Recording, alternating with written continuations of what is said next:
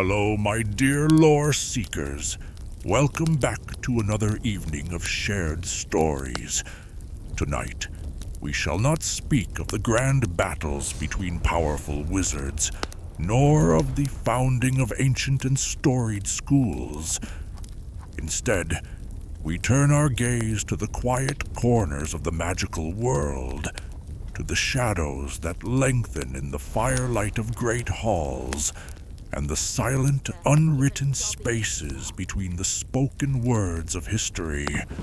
We journey into a story of profound, unshakable loyalty and devastating, soul-crushing betrayal, of a power unseen and a people unheard for centuries. Settle in, quiet your mind, and let the world outside fade away. Let us explore the deep, complex, and often heartbreaking history of a race bound by the deepest magic and the heaviest traditions, as we uncover the complete lore of the House-Elves. Before we begin, if you find value in our stories, please take a moment to like and subscribe, or check out our Patreon link in the description below.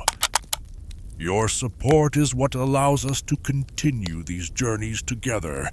We appreciate it more than you know. And now, let's begin. To truly understand the House-Elf, to grasp the very essence of their being, we must first take a step outside the familiar, stone-walled bounds of the wizarding world.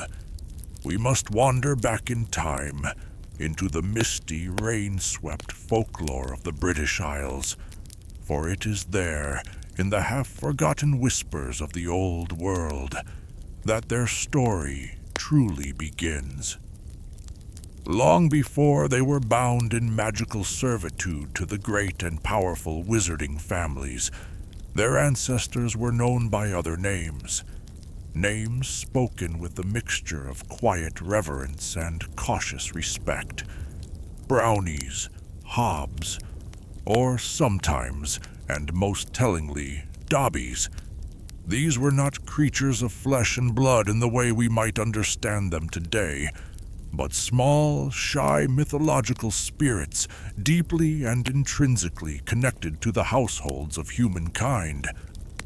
They were the unseen helpers, the silent, nocturnal guardians of the hearth and home. In the deepest, most profound quiet of the night, when the human world was lost to the landscape of dreams, they would emerge from the cracks in the walls and the cool shadows under the stairs. Their work was tireless, meticulous, and always unseen. They would sweep hearths until they were spotless, churn butter with a speed and efficiency that no human hand could ever hope to match, mend worn clothes with invisible, perfect thread, and finish all the small, mundane chores left undone by the weary inhabitants of the house. This relationship, in its purest form, was not one of master and servant, but a delicate, unspoken symbiosis, a fragile ecosystem of kindness, built upon a foundation of mutual, unvoiced respect. The brownie offered its labor freely, driven by an innate, almost spiritual desire to be helpful, to bring a small measure of order to the gentle chaos of a human home. In return, the human family offered simple sustenance and, more importantly, a place to belong, a sense of purpose. A bowl of fresh milk or thick cream, a piece of bread with a smear of golden honey left by the dying, glowing embers of the fire was all the payment they required or would ever accept. It was a simple, honest, and beautiful transaction of kindness for kindness, of quiet work for a quiet welcome.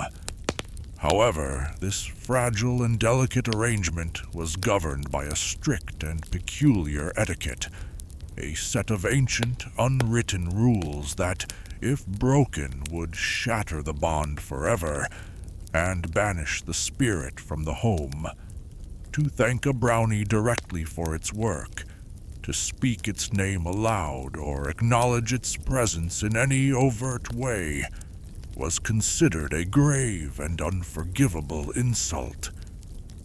But the greatest taboo, the one uncrossable line in this silent contract, was the offering of a gift of clothing.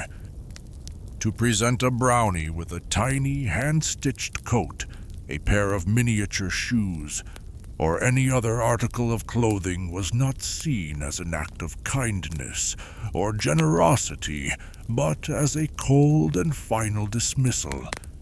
It was a clear and final sign that their help was no longer needed, that their place in the home was forfeit, that they were being paid off and cast out. Upon receiving such a gift, the brownie would feel a deep and profound sense of shame and offense, and it would vanish from the house that very night, never to return. It is this specific, counterintuitive, and powerful piece of folklore, this strange and ancient taboo, that the wizarding world would later seize upon and twist into the very mechanism of their enslavement. The act that once drove a helpful spirit away in shame became the one and only key that could unlock a magical chain, a single, specific, and cruel loophole in an otherwise unbreakable contract of perpetual servitude. The canonical history of the wizarding world, for all its dusty, leather-bound tomes, and its detailed, sprawling chronicles, is strangely and profoundly silent on the precise moment this folkloric, symbiotic relationship curdled into the brutal reality of chattel slavery. There are no great texts in Hogwarts, a history, no ancient scrolls in the deepest vaults of the Ministry archives that detail the treaty, the war, or the great, terrible magical act that bound an entire species to another. This silence is a gaping, festering wound in the historical record, a vacuum filled only by grim speculation and the undeniable, tragic evidence of the present day. From the deep shadows of this unwritten, unspoken history, two primary theories emerge, each painting a different, though equally grim, picture of how the House-Elves came to be enslaved. The first, and perhaps more intuitive of these theories, is one of outright brutal conquest. It posits that at some point in the distant, unrecorded past, a terrible conflict erupted between the races of wizards and elves. In this imagined history, the elves may have been a powerful and independent race, perhaps possessing a form of pure, innate, and wild magic that rivaled or even surpassed that of the early, less refined magic of wizards. They may have been tall and beautiful, creatures of the ancient, wild forests and hidden, misty glades, their magic tied intrinsically to the natural world. But wizards, in their relentless ambition and their drive for dominance, had an advantage: wands. These tools, which the elves may have disdained as a crutch or an unnatural perversion of magic, allowed wizards to focus and amplify their magical intent, to channel their power with a precision and a destructive force that raw, innate magic could not always match. Perhaps, too, the wizards possessed a greater and more terrifying willingness to delve into the dark arts, to use forbidden, soul-twisting magic to achieve their dominance. This war, now lost to the annals of time, would have been a brutal and tragic affair, ending in the elves' utter and complete defeat. As the spoils of war, the victorious wizards would have magically bound the survivors. They would have stripped them of their autonomy, their culture, their language, and their history. Over many generations of cruel and deliberate magical manipulation, they may have even altered their physical forms and their genetic code, breeding them to be smaller, more docile, and more subservient, forever marked, both physically and magically, by their subjugation. The Wand Ban of 1631, a law that explicitly and permanently forbids any non-human being from carrying or using a wand, could be seen as a lingering, ugly scar from such a conflict, a law designed not just to maintain the social order of the day, but to prevent a once vanquished and powerful people from ever having the means to rise again. The second theory suggests a more insidious, gradual corruption, a slow and creeping poisoning of a relationship that may have begun with the best of intentions. This theory imagines a past where House-Elves, perhaps a naturally timid or servile species to begin with, entered into a voluntary association with wizards. They may have sought protection in a world that was becoming increasingly dangerous and hostile. Or perhaps they simply sought purpose, a place to belong in a world that was rapidly and unstoppably being dominated by human magic. This initial relationship might have been truly symbiotic, a partnership of mutual benefit. The elves would serve a family, tending to their home and their needs with pride and dedication, and in return, that family would provide a safe haven, a shield against the dangers of the outside world, and a powerful sense of identity and belonging. Over many centuries, however, what began as a mutually beneficial pact was twisted and perverted by the insidious creep of wizarding law and the growing arrogance of pure-blood ideology. Wizards began to see themselves not as patrons or partners in this arrangement, but as owners, as masters.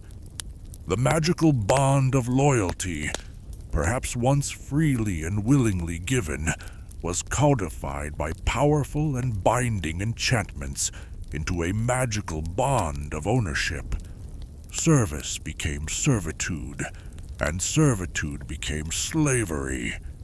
This theory is supported by a small but incredibly significant detail revealed by J.K. Rowling herself regarding one of the 4 founders of Hogwarts, the kind and compassionate Helga Hufflepuff. She stated that Hufflepuff brought House-Elves to work in the Hogwarts kitchens not to exploit them, but specifically to give them a sanctuary, a place where they would receive good and fair working conditions and, most importantly, where they would not be abused. This single, benevolent act implies that by the 10th century, when Hogwarts was founded, the abuse of House-Elves was already so widespread and so deeply entrenched in wizarding society that they required a safe house, a refuge from the cruelty of their masters. It suggests that the system of enslavement was not a single, cataclysmic event, but a creeping, moral decay that had long since taken root in the very heart of the wizarding world. Regardless of its origin, whether through a brutal, forgotten war or a slow, creeping corruption of trust, The result was the same, a magical bond of terrifying power and insidious complexity. This was not a simple matter of physical chains and iron locks. It was an enchantment woven into the very soul, the very essence of the house-elf. A system of control so perfect, so diabolical, that it forced the enslaved to become their own jailers. The absolute core of this bond was obedience. The master's command was, as the house-elf Dobby once described it, the house-elf's highest law. This command was not a suggestion to be considered or a request to be weighed. It was a magical imperative, a force that superseded an elf's own desires, their own sense of morality, and even their most basic, primal instinct for self-preservation. They were magically compelled to obey, no matter how distasteful, dangerous, or self-destructive the order might be. Yet, the true diabolical cruelty of the bond lay in its insidious mechanism for self-enforcement. Should a house-elf ever find the will to disobey a direct order, or even to speak ill of the family they served, the magic would turn violently, viciously inward. It would compel them to inflict brutal, immediate, and often grievous punishment upon themselves. We see this most graphically and tragically with Dobby and Harry Potter and the Chamber of Secrets. When he travels to Privet Drive to warn Harry Potter, an act of profound and courageous defiance against the will of the Malfoy family, he is constantly, uncontrollably driven to self-harm. He bangs his head against furniture until he is dizzy and bruised. He seizes a hot iron from the ironing board to press down upon his own hands, and he subjects himself to a litany of injuries as the bond's punishment kicks in, overriding his own actions and his own will. This brutal, built-in conditioning ensures that any thought of rebellion is not just an act of will, but a desperate, agonizing battle against one's own magically induced reflexes. It is a system designed to break the spirit as surely and as effectively as it controls the body. However, for all its terrible and overwhelming power, the bond was not absolute. It was, at its very heart, a form of magical contract, and like any contract, it was subject to interpretation, to loopholes, and to the cunning of those it bound. A sufficiently clever or desperate house-elf could find ways to act on their own initiative, provided they did not directly violate an explicit, spoken command. Dobby was a master of this subtle, dangerous resistance. He was never expressly forbidden from leaving Malfoy Manor, which allowed him to travel to Harry's home to deliver his warning. He could not reveal the full details of the plot to reopen the Chamber of Secrets, as that would be a direct betrayal of his master's secrets, a truth he was magically bound to protect. But he could offer cryptic clues, vague portents of doom, and desperate pleas, navigating the treacherous gray areas of his orders with the skill of a seasoned lawyer. The most potent and tragic example of this legalistic interpretation comes from the story of Kreacher, the ancient and bitter house-elf of the Black family. When his master, Sirius Black, in a fit of rage and frustration, yelled the single careless word, "Out!"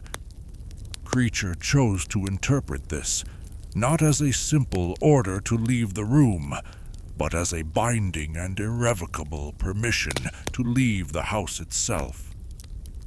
This act of malicious compliance allowed him to seek out Sirius's pure-blood cousins, Narcissa Malfoy and Bellatrix Lestrange, women who still embodied the dark, hateful ideals of the family he loved. He provided them with information, with secrets about the Order of the Phoenix and Sirius's deep, fatherly love for Harry. That would ultimately and directly lead to Sirius's death in the halls of the Ministry of Magic. It was a devastating betrayal, born from a clever, hateful twisting of a master's careless words.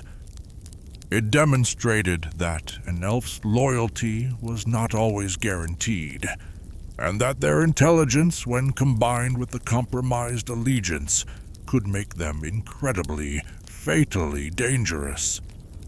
And finally, there was the single, peculiar method of release, the one and only escape clause in this contract of eternal servitude, the presentation of clothes. An elf could only be freed if their master physically handed them an article of clothing.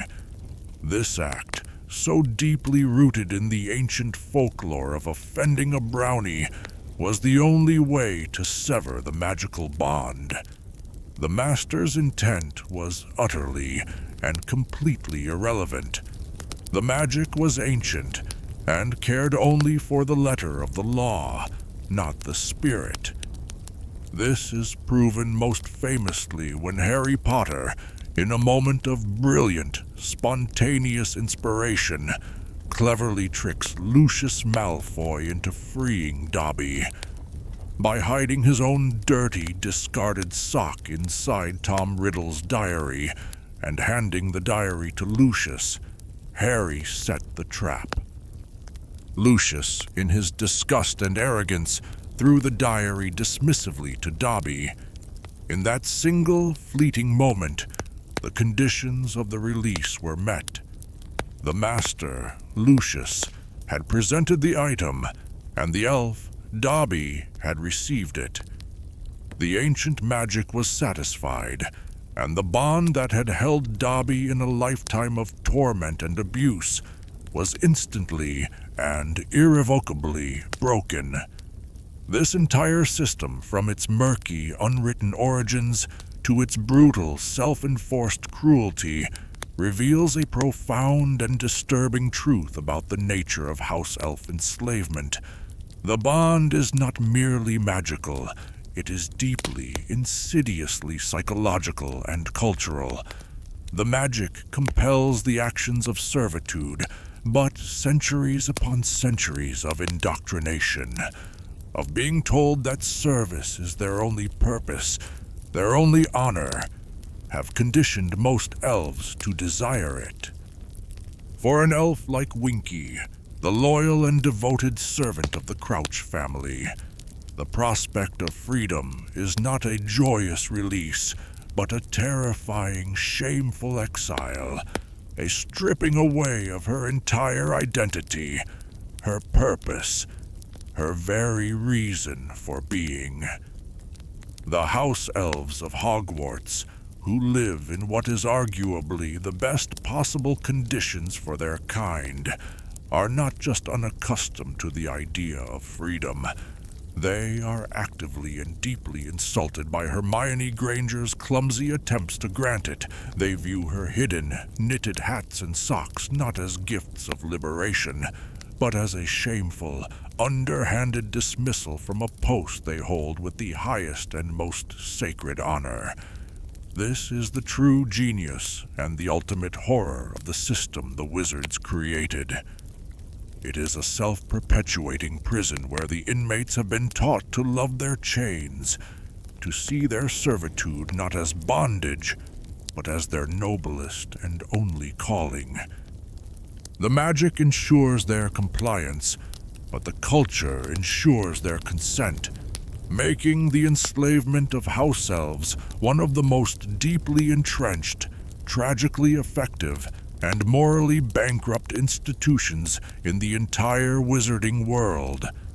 Within the grand theater of the wizarding world, power is most often associated with the grand and the visible, with wands carved from rare and powerful woods, with incantations shouted in the heat of a desperate duel, and with the formal, structured, and rigorous study of magic at ancient institutions like Hogwarts. A wizard's strength is measured by the complexity of the spells they can cast, their prowess in combat, and their mastery of arcane, written knowledge. Yet, existing in the shadows of this formal structure, often in the very kitchens and corridors where these great wizards walk, is a form of magic that is in many ways far more potent, far more mysterious. It is a magic that is innate, ancient, and operates on an entirely different and often superior set of principles. This is the magic of the House-Elves, a power as profound as it is perpetually, and often fatally, underestimated. The most fundamental and startling distinction of elfish magic is that it is entirely wandless and non-verbal. While a few exceptionally skilled and powerful wizards, legendary figures like Albus Dumbledore and Lord Voldemort, can perform magic without the aid of a wand, for House-Elves, it is their natural, effortless state. They do not require a focusing tool to channel their power, nor do they need to speak incantations to shape their will into reality. A simple, decisive snap of their fingers is often enough to produce effects that would require a complex, well-practiced spell from even a seasoned wizard. Dobby, throughout his story, demonstrates this raw and untamed power repeatedly. In Chamber of Secrets, he enchants a bludger to relentlessly pursue Harry Potter during a Quidditch match. This is not a simple jinx. It is a feat of sustained, targeted, and powerful magic that proves incredibly difficult to counter, even for the Hogwarts professors who are masters of their craft. He magically seals the enchanted barrier to platform 9 3/4, a powerful piece of ambient magic that thousands of wizards pass through daily without a second thought. Yet Dobby is able to close it with a simple click of his fingers, and in moments of crisis, his power becomes a formidable and direct weapon. In the terrifying, claustrophobic confines of Malfoy Manor, with a simple snap, he disarms Narcissa Malfoy in her own home. Moments later, with a loud, sharp bang, he sends Lucius Malfoy, a proud, powerful, and arrogant pure-blood wizard, flying backward down a flight of stairs, utterly and completely overpowered. This is not simple household magic meant for cleaning and tidying. It is a raw and potent force, capable of directly challenging and overpowering the formal, wand-based magic of wizards. However, the most significant, the most strategically important, and the most consistently overlooked aspect of elfish magic is its astonishing to circumvent the most powerful defensive enchantments known to the wizarding world. This is where the true paradox of their power lies. While they are a species bound to serve, their magic is fundamentally unbound by the very rules that govern their masters. The most common and well-known example of this is their ability to apparate and disapparate at will within the grounds of Hogwarts Castle. As Hermione Granger, A student who knows her textbooks better than anyone repeatedly reminds her friends Hogwarts is protected by layers of powerful and ancient anti-apparition charms. No wizard, not even the great Albus Dumbledore himself, can simply appear or disappear at will within its hallowed walls. It is considered an absolute, unbreakable rule of the castle's defenses. Yet House-Elves can do so effortlessly, as if the enchantments do not even exist for them. Dobby appears in the hospital wing to visit Harry. Kreacher appears in the Gryffindor common room to deliver a message, and the hundreds of Hogwarts elves travel to and from the kitchens to their duties throughout the castle, all day, every day, bypassing enchantments that are considered absolute for the most powerful wizards on the planet. This single, extraordinary ability establishes a fundamental truth. Elfish magic and wizarding magic are not just different in degree, but different in kind. They operate on separate, and in this case, demonstrably superior magical laws. This truth is most starkly, most consequentially, and most ironically illustrated by Lord Voldemort's greatest and most fatal mistake. When he set out to create a sanctuary for one of his precious Horcruxes, the locket of Salazar Slytherin, Voldemort employed every ounce of his prodigious, unparalleled magical knowledge. He chose a desolate sea cave and layered it with enchantments designed to repel, confuse, and ultimately kill any wizard who dared to enter.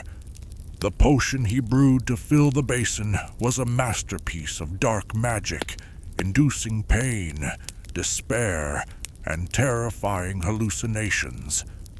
The lake surrounding the basin was filled with an army of inferi, reanimated corpses that would drag any living thing to a watery grave. And, crucially, the entire cave was protected by powerful anti-apparition charms, ensuring that once a wizard was inside, there was no magical means of escape.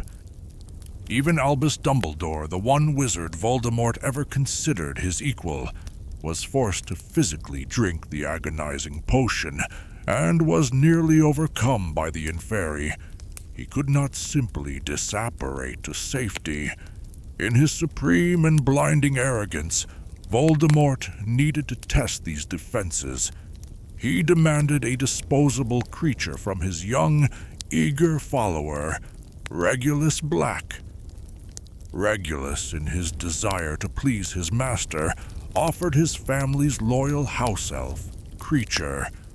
Voldemort took Kreacher to the cave, forced him to drink the potion, and then, his defenses confirmed, he left the small elf to die on the island in the center of the lake, utterly confident that his protections were impenetrable. But Voldemort, in his obsessive pure-blood ideology and his contempt for any being or any magic he did not personally value, made a fatal and catastrophic miscalculation. He never for a moment considered that the lowly and enslaved creature he was using as a test subject possessed a form of magic that could simply bypass his own. After Voldemort departed, Kreacher's master, Regulus, back in the safety of his home, called for him. And because a house elf's highest law is to obey its master's command, Kreacher, though racked with the potion's torment and surrounded by the grasping, skeletal hands of the inferi, simply did what his magic allowed him to do. He disapparated from the cave and returned instantly to his master's side. He accomplished a feat of magic that Albus Dumbledore himself could not. This single moment is perhaps the most important and revealing demonstration of elfish power in the entire series. It lays bare the fact that the hubris of the wizarding elite, their ingrained tendency to dismiss and underestimate the magic of non-human beings, is not just a moral failing, but a critical, and in this case, fatal strategic vulnerability. The wizarding world, on some deep institutional level, seems to be aware of this potential threat, an awareness that is reflected in its most fundamental laws. The Ministry of Magic's Department for the Regulation and Control of Magical Creatures classifies House-Elves as beings, a category reserved for creatures with sufficient intelligence to understand the laws of the magical community and to bear responsibility for their actions. This is a clear acknowledgement of their sentience. However, this acknowledgement is immediately and deliberately undercut by oppressive legislation. The Wand Ban of 1631, a cornerstone of wizarding law for centuries, explicitly prohibits all non-human beings, including house-elves, from owning or carrying a wand. On the surface, this is a simple act of pure-blood supremacy, a way to maintain the clear hierarchy with wizards at the top. But when viewed through the lens of the elves' inherent power, it becomes something more sinister, a deliberate and calculated act of suppression. A wand, after all, amplifies and focuses a wizard's magic. What might a house elf, a creature already capable of potent, targeted, wandless magic, be able to do with such a tool in its hand? The law ensures that the wizarding world never has to find out. By denying them wands, wizards maintain their military and social dominance, ensuring that the elves' powerful but unfocused magic remains primarily confined to domestic tasks, never to be honed into a true weapon. This systemic underestimation, this cultural blind spot, becomes a recurring theme and a fatal flaw for the antagonists of the series. Voldemort's grand plan for his locket Horcrux was undone by it. The Malfoys, who abused and tormented Dobby for years, who saw him as nothing more than property, as vermin to be kicked and cursed, were consistently outmaneuvered and ultimately overpowered by him once he was free. They never conceived that he could be a genuine threat, and their failure to do so led to their downfall. Albus Dumbledore, in stark and telling contrast, understood this truth perfectly. He tells Harry in the final pages of the Deathly Hallows of house-elves and children's tales, of love, loyalty, and innocence, Voldemort knows and understands nothing. That they all have a power beyond his own, a power beyond the reach of any magic, is a truth he has never grasped. Dumbledore, in his wisdom, recognized that the power of the wizarding world was built on a fragile and arrogant foundation.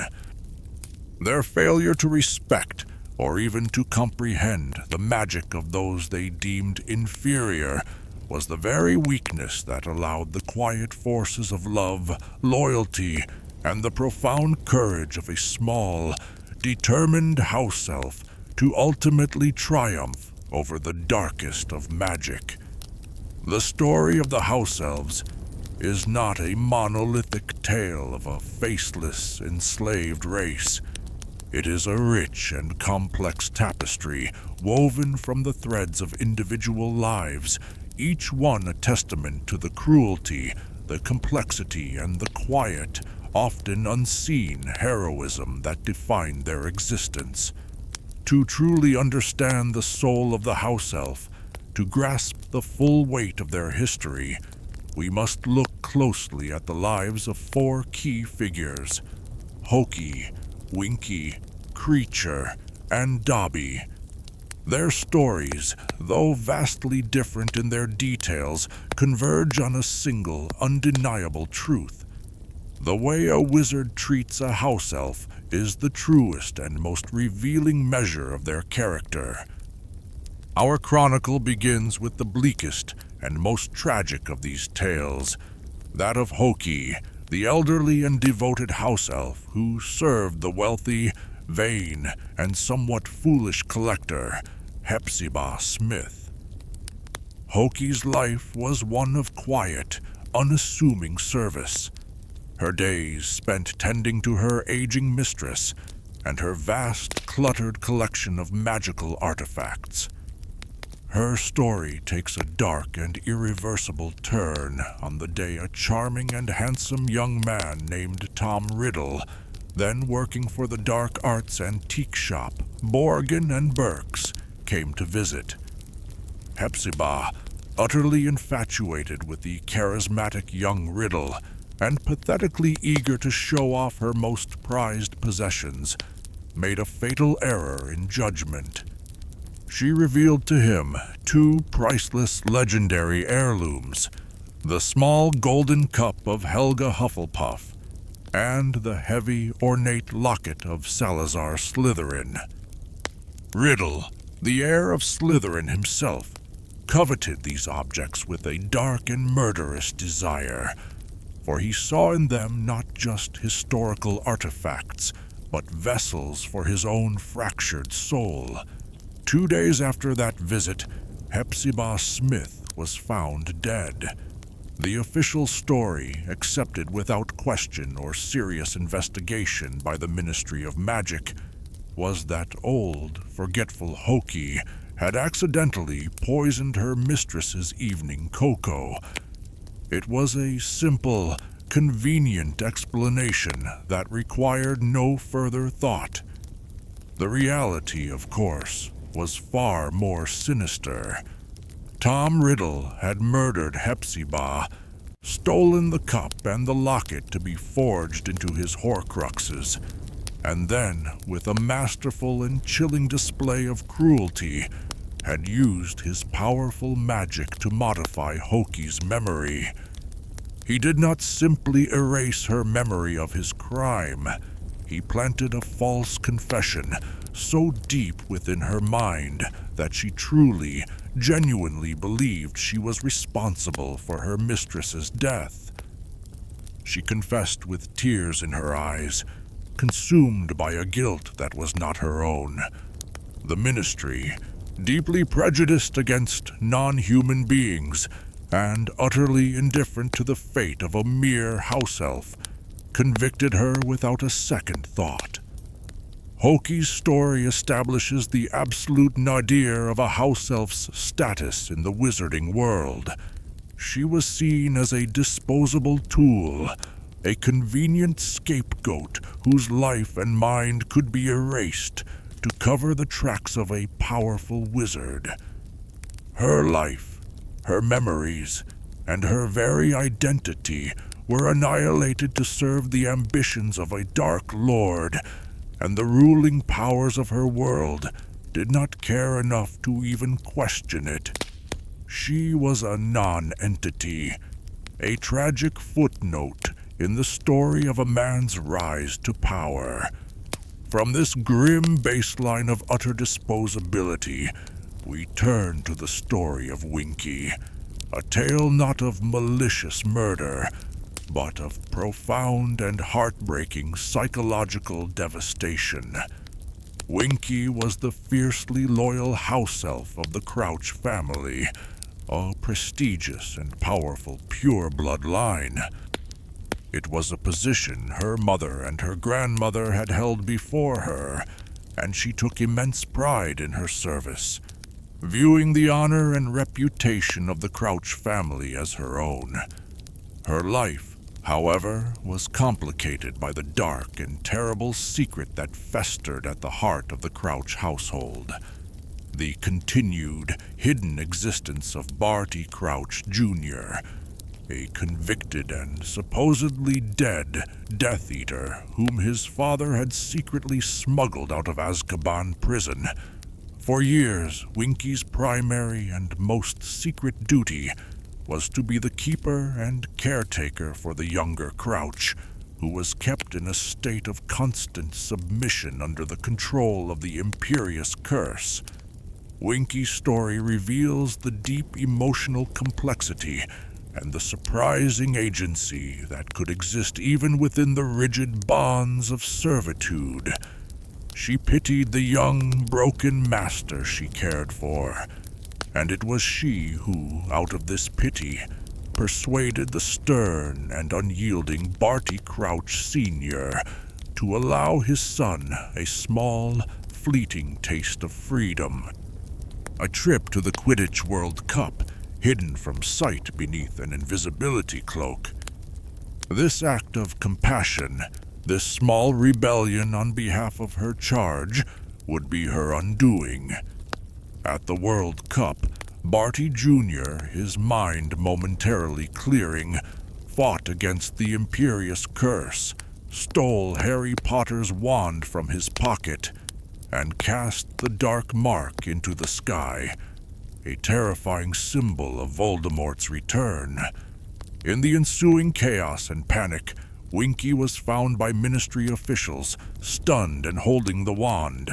Her master, Bartemius Crouch Sr., a man obsessed with his public reputation and terrified of his dark secret being exposed, reacted with cold, ruthless pragmatism. He dismissed her on the spot. He gave her clothes, a public and deeply humiliating act that severed their bond and cast her out from the only life she had ever known. For Winky, this was a fate far worse than death. Freedom was not a gift. It was the ultimate mark of failure, a public declaration of her disgrace. The act of being freed stripped her of her identity, her purpose, and her sense of belonging. Dobby, in his kindness, helped her find a new position in the Hogwarts kitchens, but she never recovered from the trauma. She fell into a deep and lasting depression, neglecting her appearance and turning to butterbeer, a drink with an extremely potent effect on House-Elves. Becoming an alcoholic, she refused payment for her work and spent her days weeping for the family that had cast her out, a living, breathing testament to the profound psychological trauma of her conditioning. Winky's story is a tragic and necessary counterpoint to the simple idea of liberation. It demonstrates that for a being whose entire identity, whose entire sense of self-worth is built around the concepts of service and belonging, the act of being freed can be a terrifying and destructive exile. She embodies the profound and lasting damage of a system that makes a cage the only home a creature has ever known, and service the only love it has ever been taught to feel. In stark and dramatic contrast to Winky's tragedy of misplaced loyalty, the story of Kreacher is one of bitterness, betrayal, and eventual, hard-won redemption. When we first meet Kreacher, he is the ancient and malevolent house-elf of number 12, Grimmauld Place, the ancestral home of the pure-blood Black family. He is a nutter, as Ron Weasley aptly describes him, a creature who shuffles through the dark and dusty house, muttering a constant venomous stream of insults against the mudbloods, blood traders, and werewolves who have taken over his mistress's house to use as the headquarters for the Order of the Phoenix. His loyalty is not to the current master of the house, Sirius Black, but to the hateful, pure-blood ideals of his former masters. Ideals embodied by the screaming, enchanted portrait of Walburga Black that hangs in the hall. His life's ambition, he believes with a chilling sincerity, is to have his head severed upon his death and mounted on the wall, a place of honor alongside his ancestors. Kreacher's relationship with Sirius is a toxic and destructive feedback loop of mutual hatred and neglect. Sirius, trapped in the very house that represents all of his childhood trauma and the family he despises, sees Kreacher as a living, breathing embodiment of everything he ran away from. He treats the old elf with contempt, cruelty, and a complete lack of empathy, projecting his own pain and bitterness onto the creature.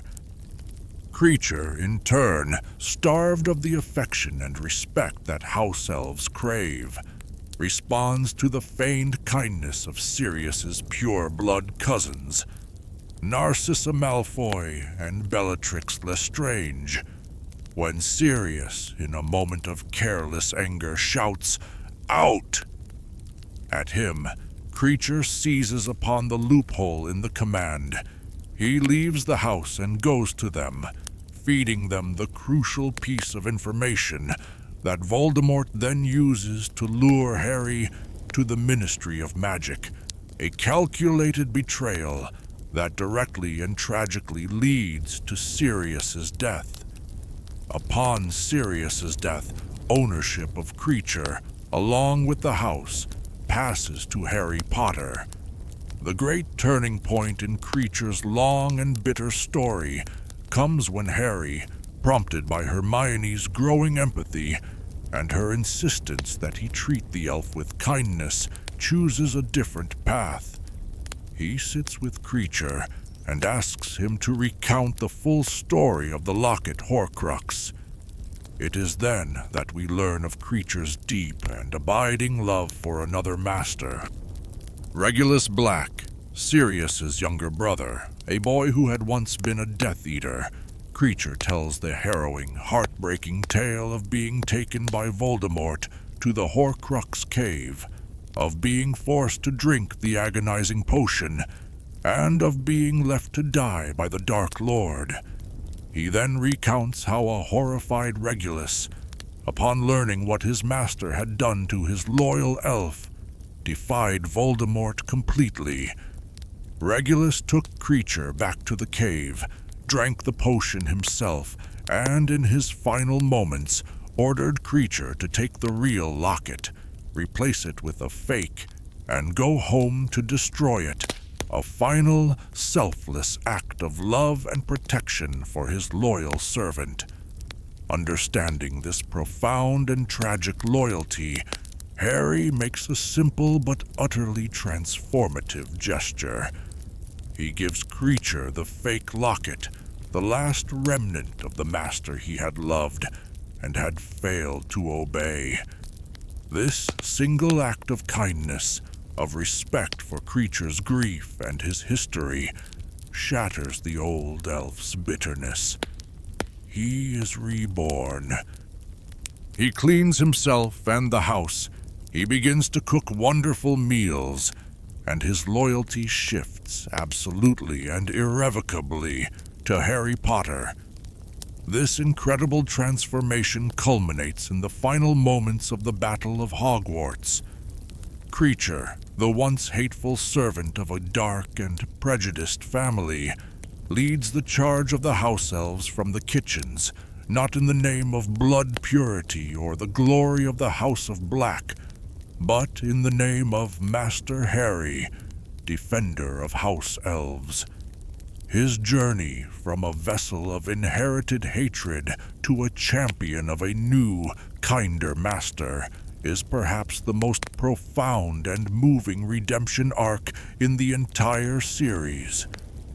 Finally, there is Dobby, whose story is the central thread of liberation and hope that runs through the entire saga. We first meet him as a creature in a state of constant visible torment, abused daily by the cruel and arrogant Malfoy family, who issue death threats as casually as they issue orders for him to polish the silver. Unlike other elves, however, Dobby does not internalize this abuse as his due. He dreams of freedom. His small, secret rebellion is sparked by two things: overhearing his master's plot to reopen the Chamber of Secrets, and the enduring legend of Harry Potter, the boy who had vanquished the Dark Lord, and in doing so, had brought a new dawn for the dregs of the magical world. His initial attempts to save Harry are clumsy, misguided, and dangerous.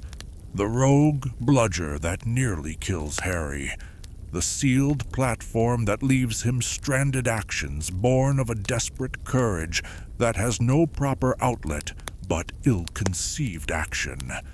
But his spirit, his desire for a better life, is unbreakable.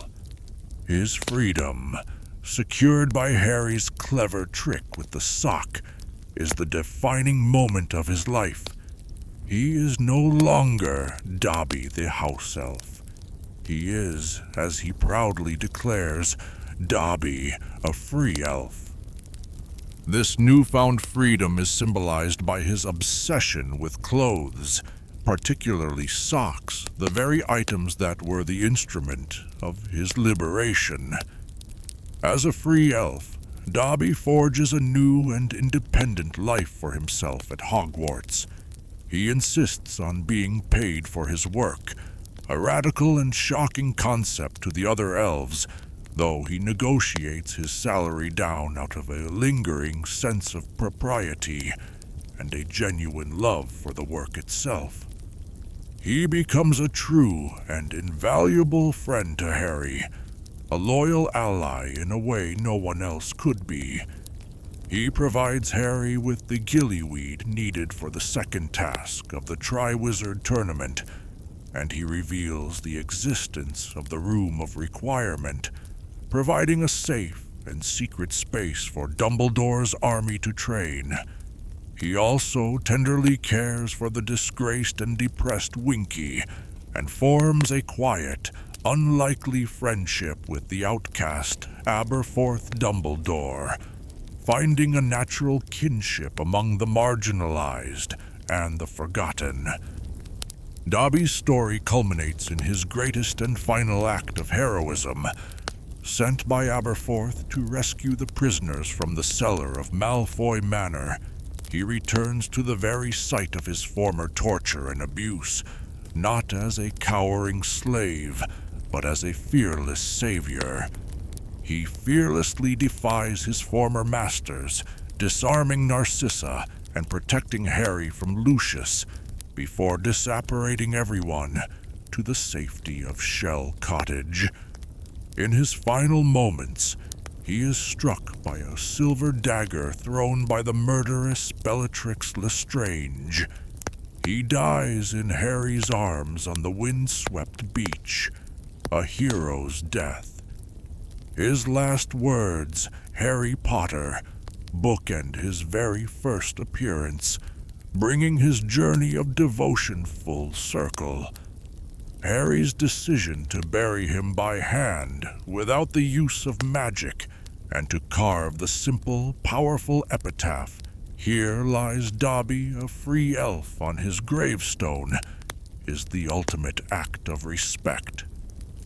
It is a recognition not of a creature, but of a person, a friend, who chose his own loyalties, fought for his own ideals, and died for them. These 4 lives: Hokey's tragic erasure, Winky's psychological despair, Kreacher's hard-won redemption, and Dobby's triumphant liberation all serve to illuminate the central moral axiom of the series concerning their kind.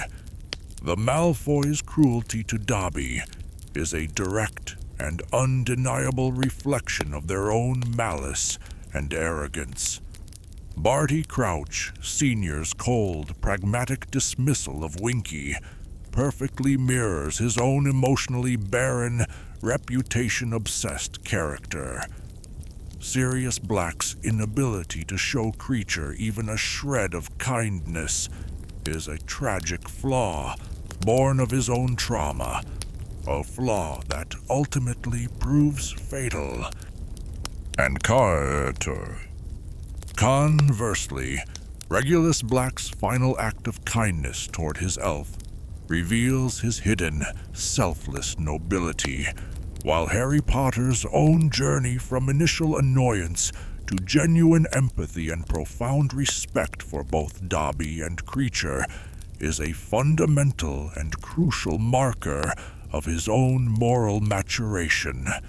The House-Elves, in their suffering and in their strength, serve as a mirror, reflecting with perfect, unflinching clarity the true nature of the wizards they serve. In the grand, ancient tapestry of the wizarding world, where traditions stretching back centuries and deep-seated prejudices are woven into the very fabric of society, few are willing to pull at the loose threads. The institution of house-elf slavery is one such thread, a glaring, undeniable injustice hidden in plain sight, accepted, rationalized, and ignored by nearly everyone. It takes an outsider, someone with a fresh perspective unclouded by the fog of cultural complacency, to see the moral rot for what it truly is. That outsider is Hermione Granger and her passionate, determined crusade for elfish welfare. Though initially naive and often comically misguided, represents the slow, uncomfortable awakening of the wizarding world's conscience. The spark that ignites Hermione's lifelong activism is struck during the chaotic events of the 1994 Quidditch World Cup. There, in the span of a few hours, she witnesses two events that shatter her perception of the wizarding world's morality. First, she sees Winky, the Crouch family's house elf, perched precariously in the top box, visibly terrified of heights, yet forced to sit there by her master's command. Then, after the terrifying chaos of the Death Eater attack, she watches in stunned horror as Barty Crouch Sr. dismisses Winky with cold, public finality, casting her out for a perceived failure without a shred of compassion. For Hermione, who was raised in a Muggle world where the concept of chattel slavery is a historical atrocity, a thing of pure evil to be studied and condemned, this is not a matter of tradition or culture. It is, as she indignantly declares to a completely dismissive Ron Weasley, slavery. That's what it is. This moment of profound moral clarity drives her to immediate, unstoppable action. She cannot and will not stand by and accept a system that is so fundamentally and obviously unjust. And so, in the Gryffindor common room, amidst the crackling fire and the chatter of her classmates, the Society for the Promotion of Elfish Welfare, or S.P.E.W, as it comes to be known, is born. With a membership fee of 2 sickles, she recruits a deeply reluctant Harry as secretary, and an even more reluctant Ron as treasurer. Her initial manifesto, she later admits, was to be titled "Stop the Outrageous Abuse of Our Fellow Magical Creatures" and campaign for a change in their legal status. but the name was far too long to fit on the enchanted badges she creates. This small detail perfectly captures the essence of her early efforts, grand and noble in ambition, passionate and righteous in intent, but somewhat lacking in practical application and marketing savvy. S.P.E.W. immediately meets with its first and most persistent wall of resistance. This resistance comes not from powerful dark wizards or corrupt ministry officials, but from the casual, ingrained indifference of her closest friends and the unshakable cultural norms of the world she now inhabits. Ron's initial reaction is emblematic of the wider wizarding view. Well, the elves are happy, aren't they? That's what she likes, being bossed around. To him, and to most wizards, the system is simply the way things are. It is a comfortable, unquestioned, and convenient reality, and Hermione's passionate, righteous crusade is seen as eccentric at best and annoying at worst. This highlights the initial, critical flaw in Hermione's activism. While her moral compass is unerringly, absolutely true, her methodology is deeply and fundamentally flawed. She approaches the problem from a purely human-centric, Muggle-born perspective, failing to comprehend the deep, centuries-old psychological and cultural conditioning of the elves themselves. She sees an oppressed people and assumes, quite logically from her point of view, that they desire the same things she would in their position: wages, holidays, pensions, and above all else, the freedom to choose their own destiny. She fails to recognize that for a species indoctrinated for generations to believe that servitude is their highest purpose and freedom their greatest shame, her vision of liberation is not just foreign, but terrifying, insulting, and deeply undesirable. This profound disconnect is most clearly and comically demonstrated by her Hidden Hats campaign. In her 5th year at Hogwarts, convinced that the elves are simply too timid or too frightened to take their freedom for themselves, she begins knitting small, woolly hats and socks. She then hides them under piles of rubbish in the Gryffindor common room, hoping that an unsuspecting house-elf, while cleaning, will accidentally pick one up and be inadvertently freed. The result is the absolute opposite of what she intends. The Hogwarts House-Elves, far from being liberated, are deeply and profoundly offended. They see her actions as a trick, a shameful attempt to dismiss them from their duties, an insult to their work and their loyalty to the school. They begin to refuse to clean Gryffindor Tower altogether, leaving the entire considerable task to the one elf who doesn't mind collecting the clothes, Dobby. This well-intentioned but utterly naive plan backfires completely because it is a top-down imposition of her own values. She is trying to save the elves without ever truly listening to them, without ever attempting to understand their unique and tragic perspective.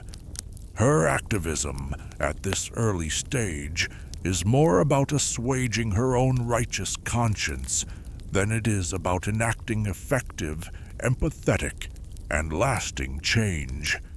Despite these early, cringeworthy failures, it would be a grave mistake to dismiss S.P.E.W. as a mere footnote in the story, or as a piece of youthful, misguided folly. Its long-term impact is profound and far-reaching in ways Hermione herself could not have predicted. Firstly, and perhaps most importantly, it forces the central characters, and through them the reader to constantly confront the uncomfortable, ugly reality of their world. Hermione's relentless campaigning, however annoying her friends find her rattling tin of badges, keeps the issue of elfish rights on the table. It chips away, slowly but surely, at the casual complacency of characters like Ron. He evolves from a boy who dismisses their enslavement as what they like, to a young man who, in the heat of the Battle of Hogwarts, has the presence of mind and the depth of character to worry about their safety. More directly, Hermione's influence, born from the ideals of S.P.E.W., fundamentally and consequentially changes Harry's relationship with House-Elves.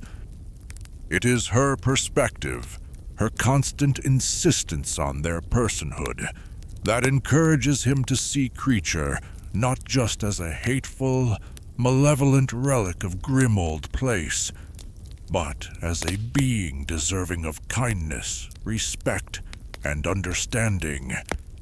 This crucial shift in Harry's attitude is what allows him to win Kreacher's unwavering loyalty, a development that proves to be of critical, life-saving importance in the hunt for Voldemort's Horcruxes.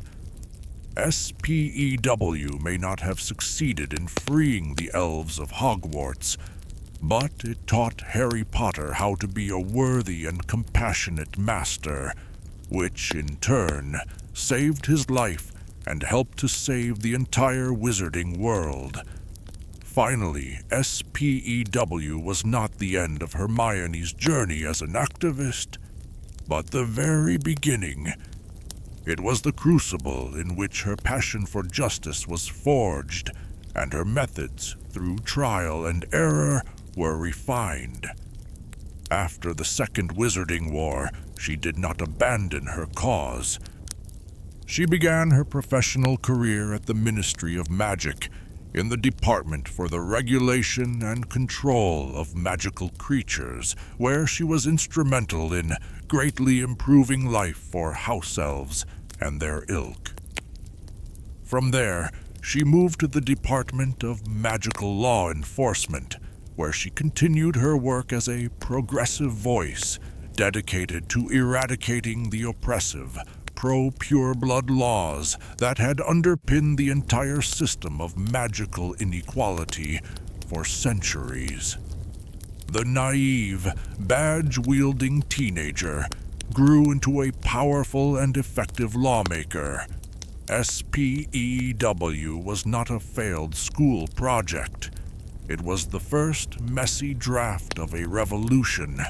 It serves as a powerful and enduring narrative lesson on the nature of social justice itself. That true, lasting change comes not from the loud, top-down imposition of one's own ideals, but from a long, difficult, and often frustrating process of listening, understanding, empathy, and systemic reform. Hermione's journey with S.P.E.W. is the story of an activist learning that it is not enough to be right.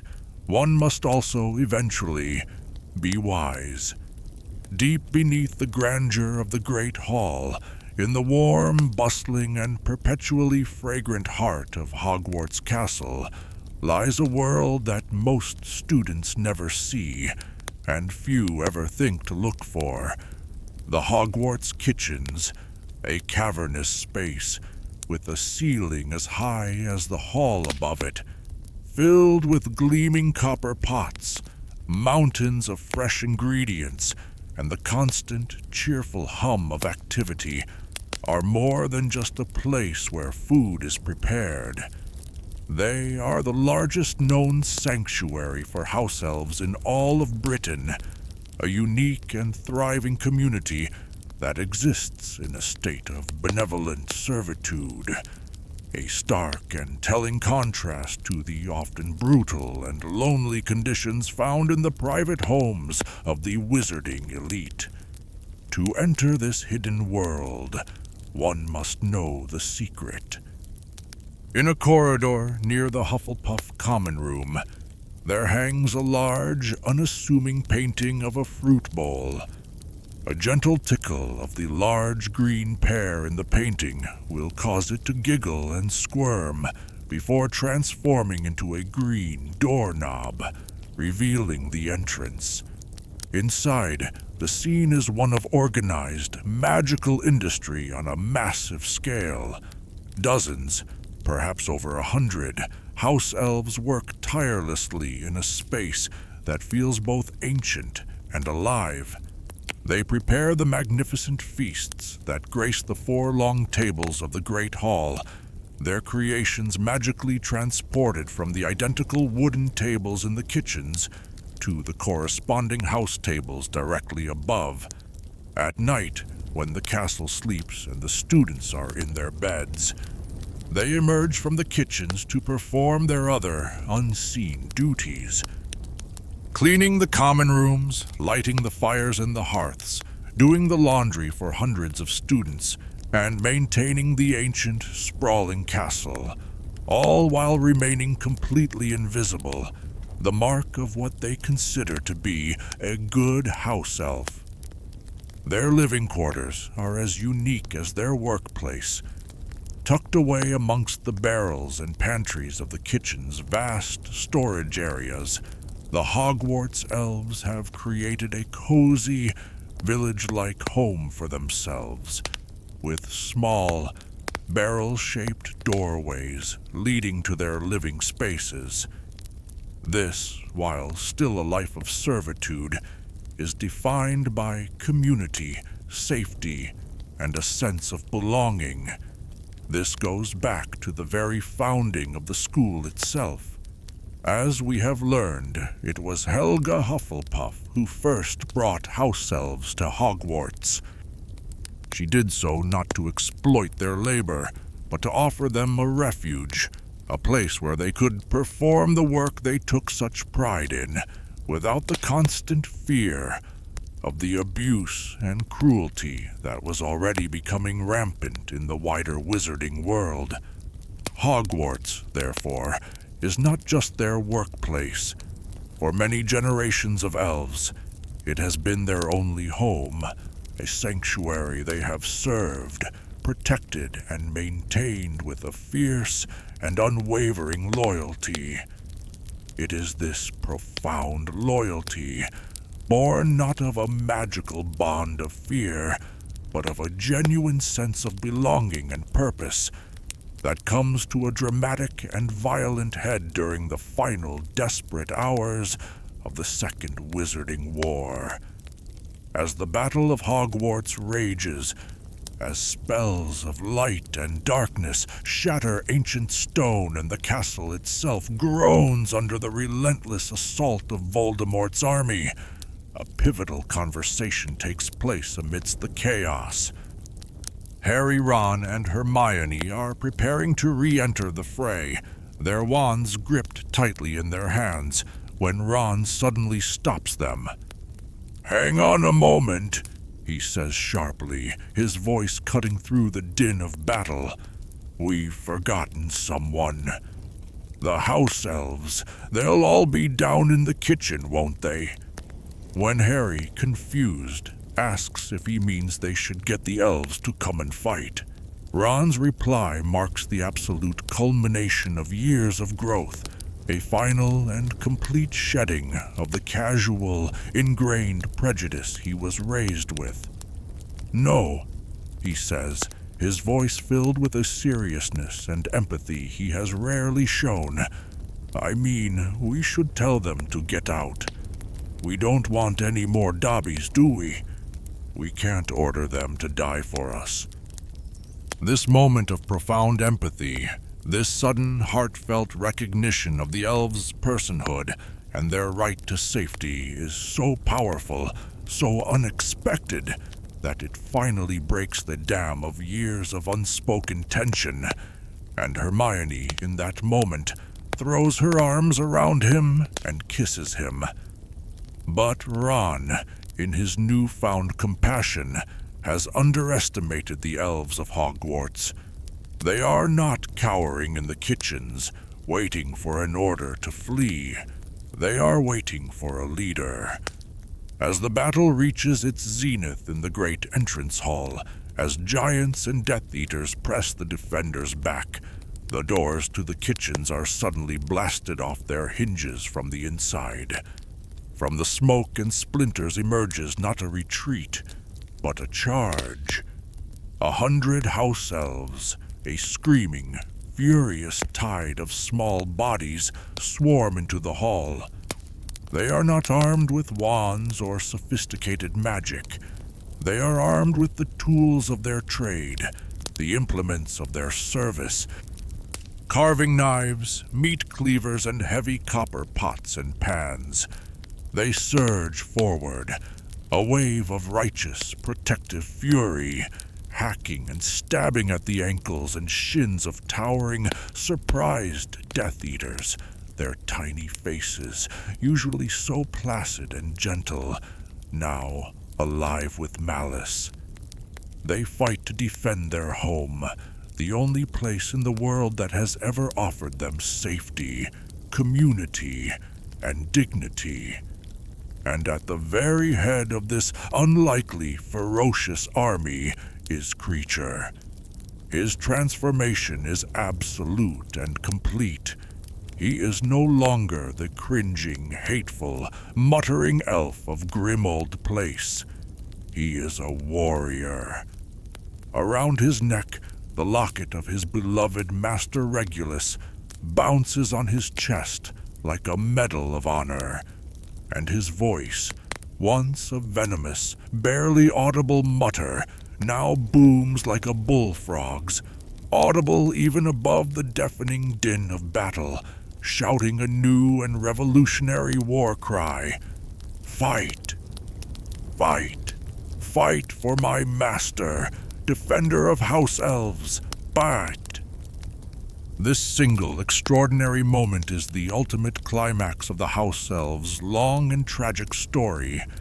It is a profound and undeniable act of seizing agency.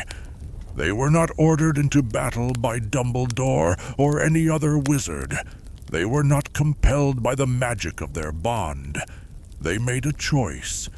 They chose to fight, not as slaves fulfilling an order, but as defenders of their home. Kreacher's cry is the key to understanding this profound transformation. He does not shout for the glory of the purebloods, or for the honor of the ancient House of Black. He shouts for my master, a deeply personal declaration of loyalty to Harry Potter, the boy who showed him kindness, and for Harry's new, earned and powerful title, Defender of House-Elves. In that moment, in that charge, the master-servant relationship is utterly redefined. It is no longer a bond of ownership, but one of mutual respect, of chosen allegiance. The House-Elves of Hogwarts are no longer the forgotten, the invisible, the silent servants who toil in the shadows. They are soldiers in a war for the very soul of the wizarding world, and they have, of their own free will, chosen their side. They have become active, willing, and furious participants in the writing of their own history. When the last terrible echoes of the Battle of Hogwarts finally faded, and a fragile, smoke-filled dawn broke over the ravaged and broken castle, the wizarding world was irrevocably and profoundly changed. In the great accounting of the war that would follow, in the lists of the fallen and the heroic, a new and unexpected chapter had been written, not by powerful wizards, but by the small, fierce, and loyal creatures who had charged from the kitchens. The sight of 100 House-Elves swarming the entrance hall, led by a battle-crying Kreacher, would have been witnessed by dozens of witches and wizards from all walks of life. This single defiant and courageous act would have done more to shift the perception of their species than a lifetime of Hermione's pamphlets and badges ever could. They had proven, with knives and cleavers and a loyalty that ran deeper than any magic, that they were not merely docile servants, but beings of immense courage and fierce devotion, capable of choosing their own allegiances and fighting and dying for them. This new future, however, was built upon the sacrifice of those who came before, those who dared to dream of a different world. In the quiet, grief-stricken aftermath of the war, the most poignant and powerful monument to this long struggle was not to be found in the grand, marbled halls of the Ministry, but in the wind-swept garden of Shell Cottage. There, under a vast and empty sky, lay a small, simple mound of earth, marked by a rough hand-carved stone. It read, "Here lies Dobby, a free elf." Dobby's grave became more than just a memorial for a beloved friend. It became a symbol of the ultimate price of freedom, and of its profound worth. He did not die a slave, compelled by a master's unthinking order. He died a free elf, making a conscious, loving choice to sacrifice himself for his friends. His life, from his first small, clumsy act of rebellion to his final selfless act of heroism, embodied the entire painful journey of his people from the darkness of bondage toward the light of self-determination. The societal change that Dobby's sacrifice and the elves' charge had heralded was not left to chance or to the slow, grinding wheels of cultural evolution. It was seized upon and codified into law by the very person who had first, however naively, championed their cause. Hermione Granger, true to the promise she had made to herself as a teenager with S.P.E.W., began her post-Hogwarts career in the Ministry of Magic's department for the regulation and control of magical creatures. There she dedicated herself to the cause she had begun in the Gryffindor Common Room, using her formidable intellect, her unwavering passion, and her newfound political influence to bring about significant and lasting improvements to the lives and working conditions of House-Elves across the nation. Her work did not stop there. She later transferred to the Department of Magical Law Enforcement, where she continued to be a progressive and powerful voice, working tirelessly to dismantle the deep-seated, pro-pure-blood laws that had allowed for the subjugation of elves and other magical beings for centuries. The seeds of justice she had planted as a determined schoolgirl finally, after years of struggle, bore fruit in the highest courts of the wizarding world. And so our story ends, not with a final, perfect resolution, but with the quiet, hopeful beginning of a new era. The future of the House-Elves remains unwritten. Deep-seated prejudices, as the Muggle world knows all too well, take generations, even centuries, to fade, even long after the laws that once supported them have been struck down. The long journey from enslavement to true equality, to a world where a being is judged not by its station but by its character, is a long and arduous one. But the silence had been broken. The whispers from the shadows had become a war cry. The path forward was illuminated by the courage of a free elf who died for his friends. the redemption of an old elf who found a new master to believe in, and the tireless, thankless work of a brilliant witch who never, ever gave up on her conviction that all beings, no matter how small or how different, deserve to be treated with dignity and respect. The history of the House-Elves is a powerful and enduring reminder that the most profound magic is not always found in the tip of a wand or in the words of a powerful spell, but in the quiet acts of kindness, the fierce loyalty of a loving heart, and the unyielding courage to fight for a better and a kinder world. Thank you for joining me on this journey into the hidden corners of the wizarding world. I hope your dreams are peaceful and your night is filled with rest.